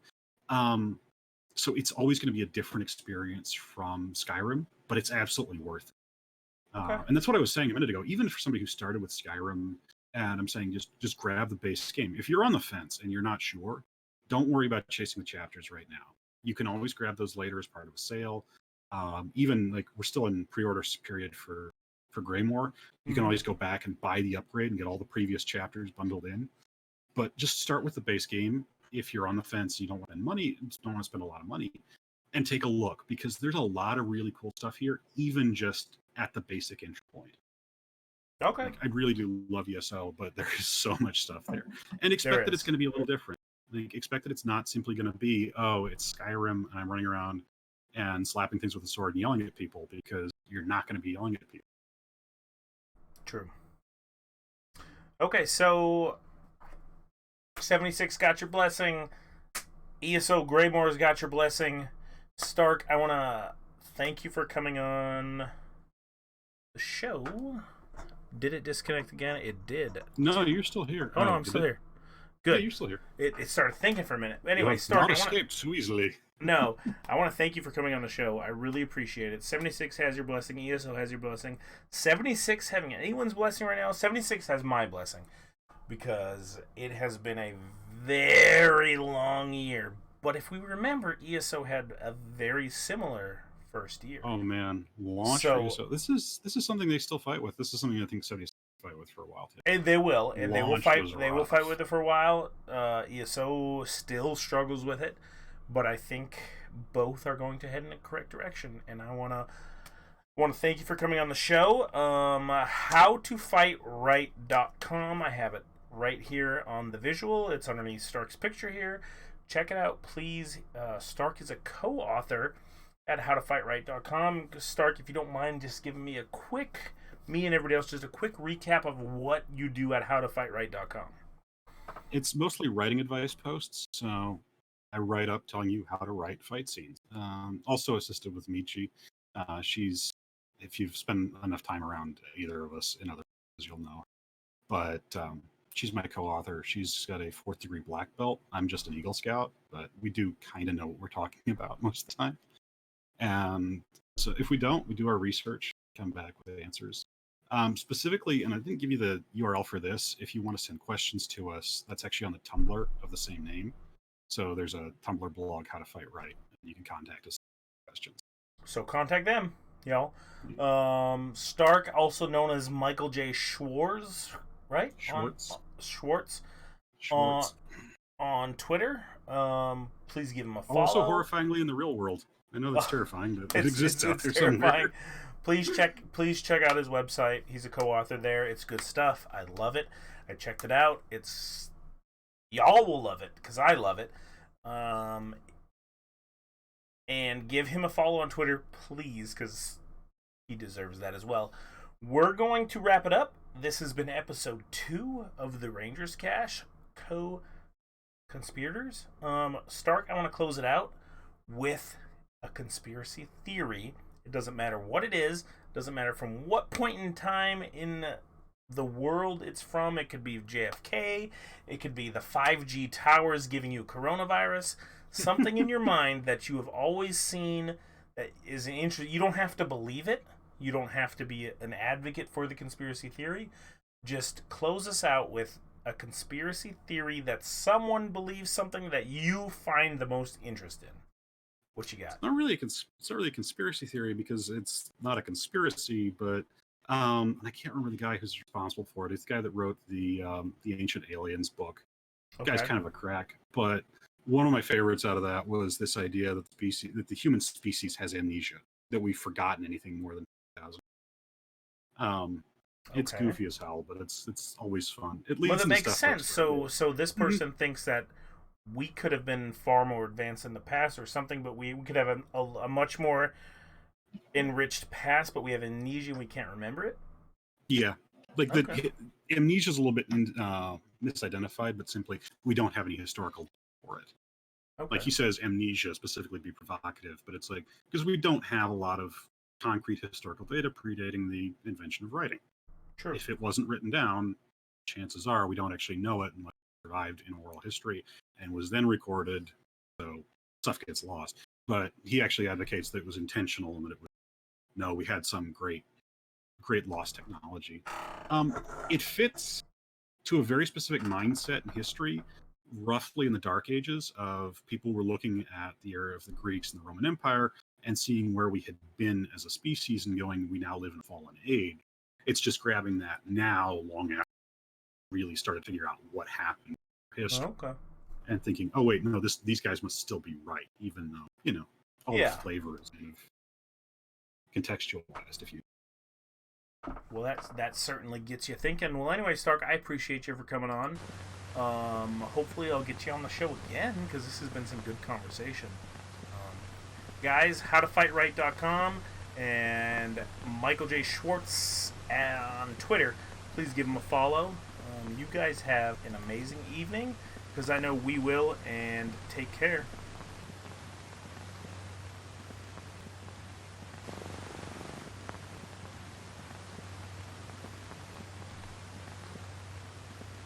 Okay.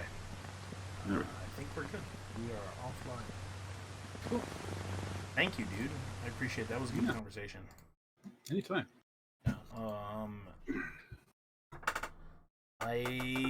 What was I gonna say? Hopefully you don't mind coming on semi-regularly. I don't need just. I'd be happy with that. Yeah. I mean, it's nothing. It's nothing concrete. It's just I'm really enjoying this. It's